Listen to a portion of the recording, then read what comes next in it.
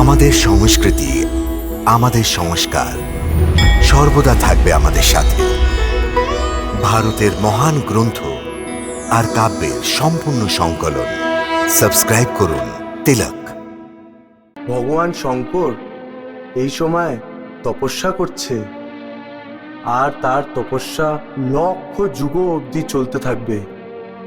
আর যতক্ষণ এই তপস্যা শেষ হবে না, মাতা পার্বতী পুত্র পাবে না। তো দেবগণ, এবার তো আপনারা বুঝে গেছে হবেন যে তারকাসুরের বধ এই সময় হতে পারবে না। কেন কি আমি ওর বধ করে ব্রহ্মাদেবের বরদানের অনাদর করব না, আর কেউ অন্য তারকাসুরের বধ করতেই পারবে না। তাহলে দেবলোকে আসা এই সংকটের নিবারণ কি করে হবে প্রভু? যেমন করে হওয়ার আছে, অর্থাৎ শিব পুত্রর হাতে তারকাসুর নষ্ট হবে। প্রভু, কিন্তু শিব ভগবানের পুত্র কি করে হবে? উনি তো তপস্যায় লীন হয়ে আছেন। নারায়ণ নারায়ণ, আর যুগ যুগ পর্যন্ত মগ্ন থাকবেন ভগবান। তো যে তার তপস্যাকে ভঙ্গ করো। কেন কি এটার অতিরিক্ত আর কোনো উপায় নেই।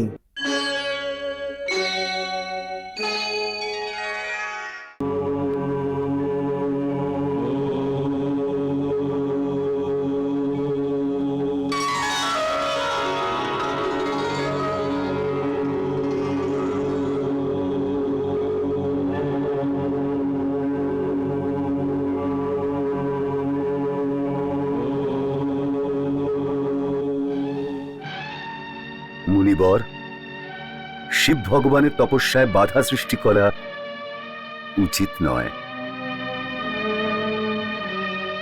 যদি উনি ক্রোধান্বিত হয়ে যান তাহলে? নারায়ণ নারায়ণ দেবরাজ, আমাদের শুধু মহাদেবকে ওনার তপস্যা থেকে জাগাতে হবে। এইটা ছাড়া আমাদের এমন কোনো কাজ করা উচিত না যাতে মহাদেবের ক্রোধ জাগরিত হয়। ঠিক আছে, আমি চেষ্টা করব। অবশ্য অবশ্য দেবরাজ।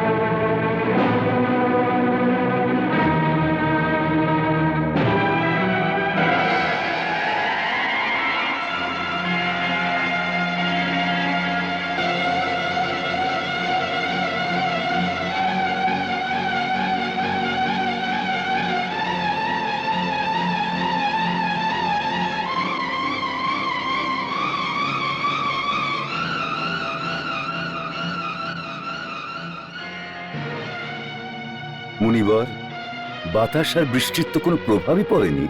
এখন কি করব? মাটিকে নারায়ণ দেবেন্দ্র, মাটিকে। এইটাতে মহাদেবের ভারসাম্য নষ্ট হবে আর উনি জেগে যাবেন।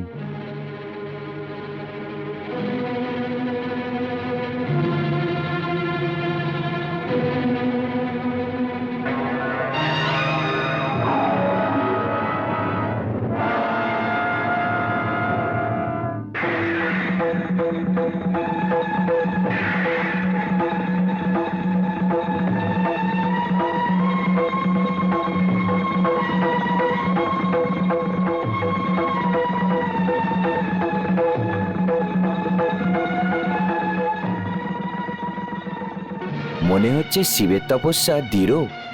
মহাদেবের ধ্যান আপনি ভঙ্গ করতে পারবেন না দেবরাজ। তাহলে আপনি বলুন মুনিবর, যে এখন কি করব? শিব ভগবানের তপস্যা কি করে ভঙ্গ করব? শিব ভগবানের তপস্যা ভঙ্গ করার পরামর্শ তো ভগবান বিষ্ণু দিয়েছিলেন। তাহলে ওনাকেই জিজ্ঞেস করি। আপনি ওনার স্তুতি করুন, ওনাকে ডাকুন। ঠিক আছে। হে জগতের লালন পালক, হে জগন্নাথ, হে লক্ষ্মীপতি, আমাদের উপরে দয়া করুন, আমাদের দর্শন দিন প্রভু।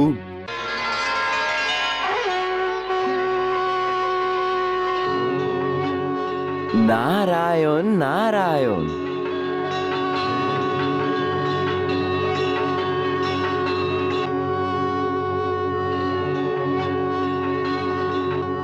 বলুন দেবরাজ, এখন কি সমস্যা আছে?